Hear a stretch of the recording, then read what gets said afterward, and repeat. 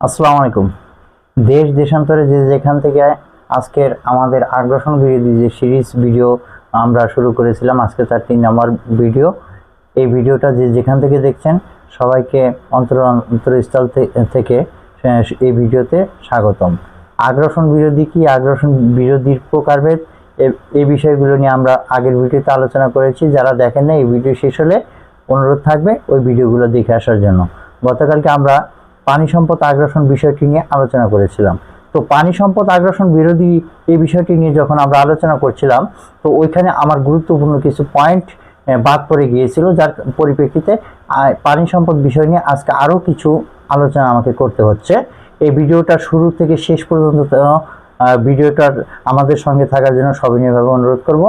আপনি এই তথ্যগুলো নিজে জানবেন এবং অপরকে জানাবেন, এই প্রত্যাশায় আজকের আগ্রাসন বিরোধী পর্ব 3-এ আমরা আপনাকে স্বাগতম জানাচ্ছি। আর কথা না বাড়িয়ে আজকে আগ্রাসন বিরোধী 3 এই বিষয়ের মূল আলোচনায় চলে যাচ্ছি। তো দেখেন, আগ্রাসন বিরোধীর পানি সম্পদ আগ্রাসন বিরোধী তৃতীয় পর্বে আমরা কয়েকটা পয়েন্ট করেছি, যে পানি সম্পদ বিষয়ে কিভাবে আগ্রাসন চালায়। এর মধ্যে 1 নম্বর রেখেছি আমি হচ্ছে বাঁধ নির্মাণ। ফারাক্কা বাঁধ সম্পর্কে কিন্তু আমরা অনেকে জানি। আমি সংক্ষেপে কিছু বলছি। এটি গঙ্গা নদীর উপর ভারতে নির্মিত বাঁধ। এটি দিয়ে গঙ্গার প্রবাহ অনেকটা রুখে দেওয়া হয়, যার ফলে বাংলাদেশের দক্ষিণ পশ্চিম অঞ্চলে মরুকরণ শুরু হয়েছে। আরও কিছু ছোট ছোট বাঁধ বা ব্যারেজ ও ভারত নির্মাণ করেছে, যেগুলো পানি নিয়ন্ত্রণের প্রভাব বাংলাদেশে পড়ে।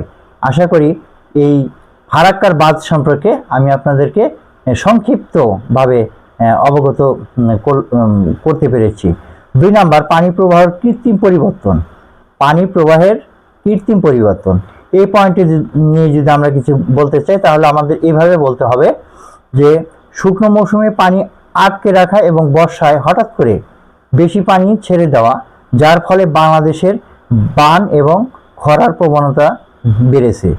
দেখুন, শুকনো মৌসুমে যখন আমাদের কৃষি প্রয়োজনে পানির প্রয়োজন হয়, তখন কি করে ওরা বাঁধের মাধ্যমে পানি আটকে দেয়, এবং যার ফলে আমাদের আবাদ ফসলে চাষাবাদে বিঘ্ন ঘটে।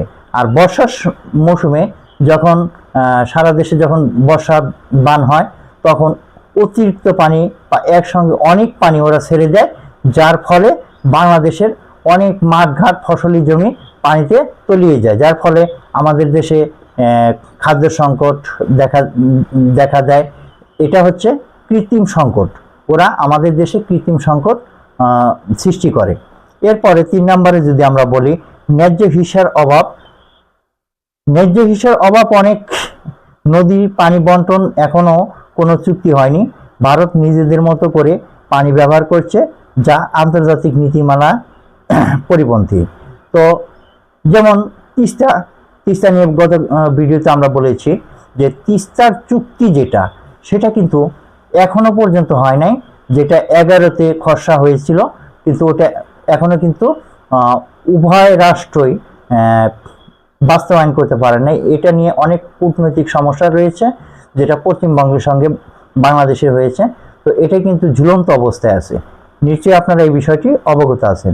আচ্ছা, এরপরে যদি বলি বাংলাদেশের ক্ষতিগ্রস্ত খাতসমূহ, এই পানি মানে আপনার হচ্ছে পানি সম্পদ যে বিষয়টা, এটার 5 নম্বর পয়েন্টে আমরা যেটা রেখেছি, সেটা হচ্ছে বাংলাদেশের ক্ষতিগ্রস্ত খাতসমূহ।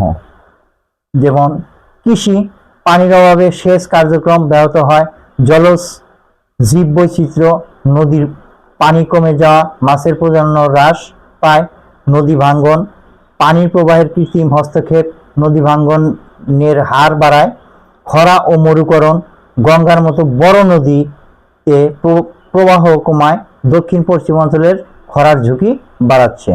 নানান বিষয় রয়েছে, এগুলো নিয়ে সংক্ষেপে বলতে গেলে অনেক সময় লেগে যাবে। তো আজকের এই ভিডিওটা আমি আর কন্টিনিউ করতে চাচ্ছি না। ধন্যবাদ, সকলেই ভালো থাকবেন। বাংলাদেশ জিন্দাবাদ।